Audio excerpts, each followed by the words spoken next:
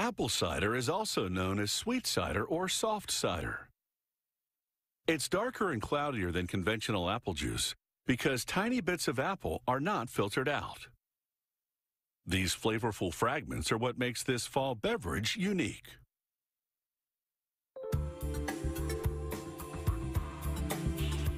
When the apples on the trees are ripe, it's time to produce apple cider. They process the apples within days of the harvest to produce a beverage that tastes both fresh and sweet.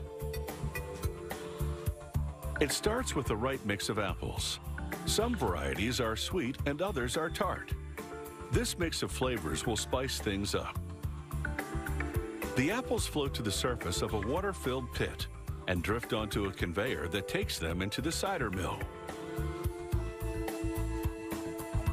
Inside the mill, the apples spill into a washing station.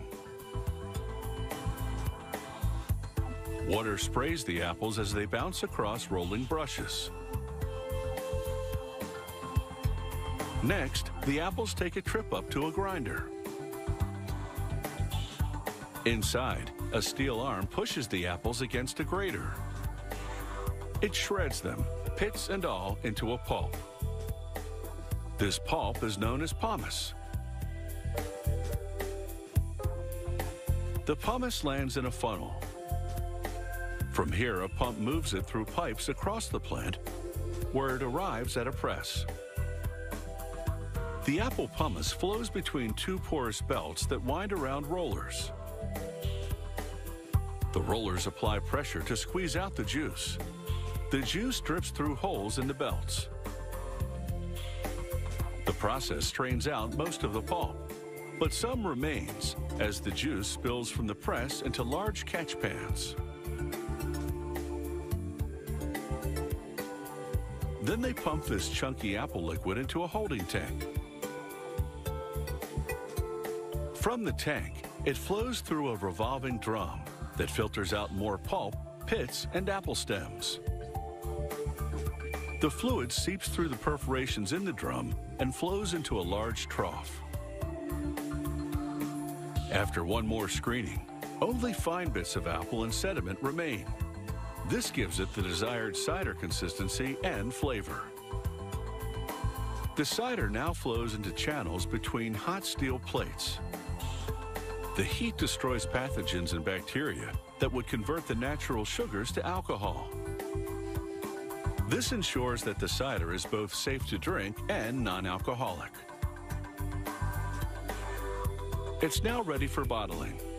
A worker slides plastic jugs into position under nozzles. The nozzles descend and pump the boiling hot apple cider into the jugs. They're filled to the brim so air can't get inside. Air causes the cider to deteriorate. Next, the conveyor moves the jugs forward to a capping station.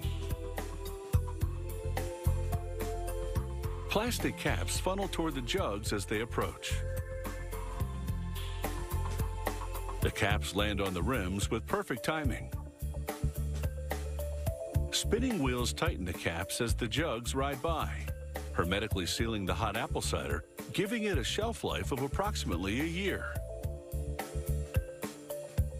The jugs then head into a tunnel where sprayers douse them with cold water.